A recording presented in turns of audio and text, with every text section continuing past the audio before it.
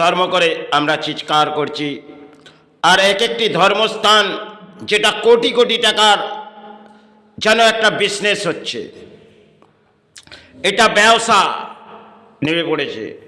চায় বাংলার মাঝে চায় ভারতবর্ষের মাঝে বহু স্থান যেগুলো আজকে সমাজ এর পরিণত সমাজই দায়বদ্ধতা।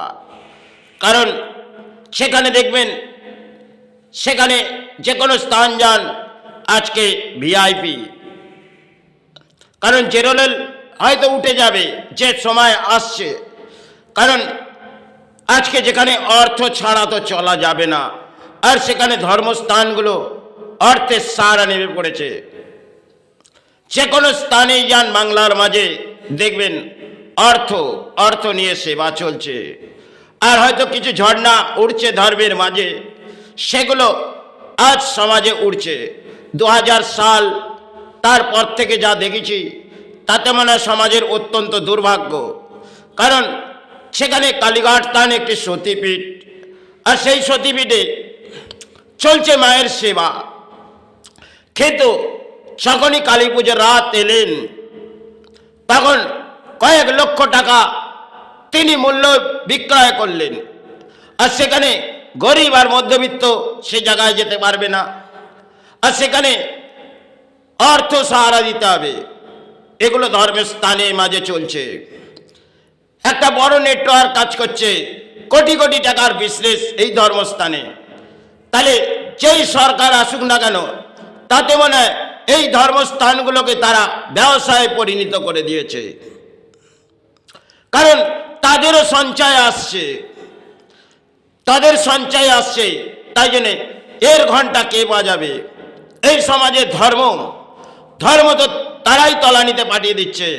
যারা ধর্মের মাঝে দেখবেন 4টি ঝর্ণা নিয়ে পথে দাঁড়াচ্ছে আর ধর্মের পতাকা নিয়ে, তবে এতে কি সমাজ জাগবে?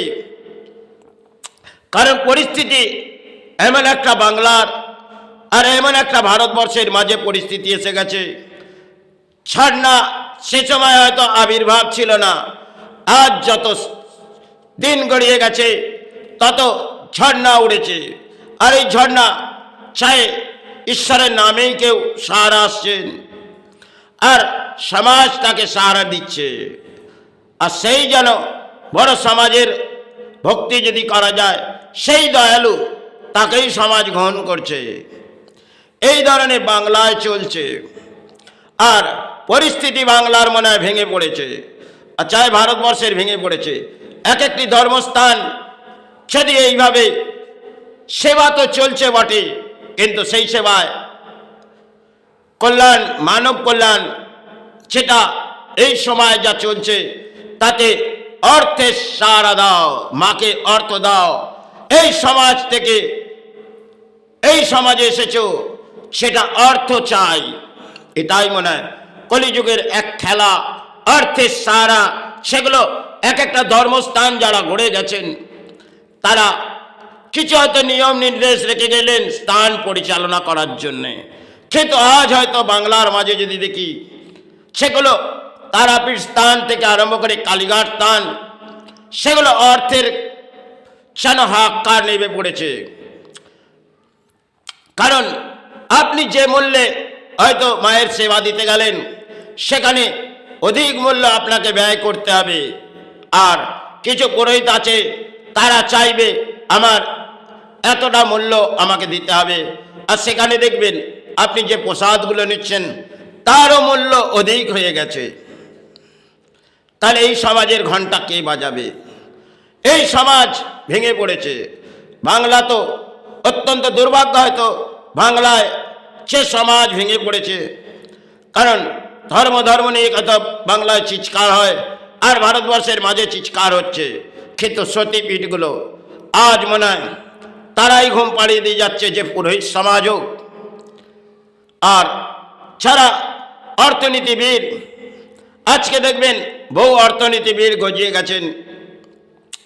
কারণ যদি আমি 2000 সাল যাই, সে সময় এই ধর্মস্থানে এই পরিণত ছিল না। কারণ এক একটি স্থান দেখবেন সেগুলো আজ একটি ব্যবসায় পরিণত হয়ে গেছে। আর পথে কিছু স্থান দেখবেন সেটাও ব্যবসা।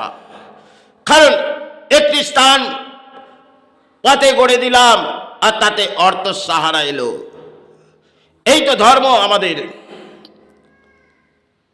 এটা পুতুল পুজো হচ্ছে, ধর্মের পুজো আজ মনে হয় এই সমাজে ভেঙে পড়েছে।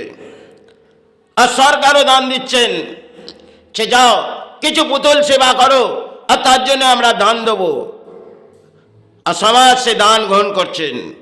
এটাই হয়তো বাংলার পরিস্থিতি।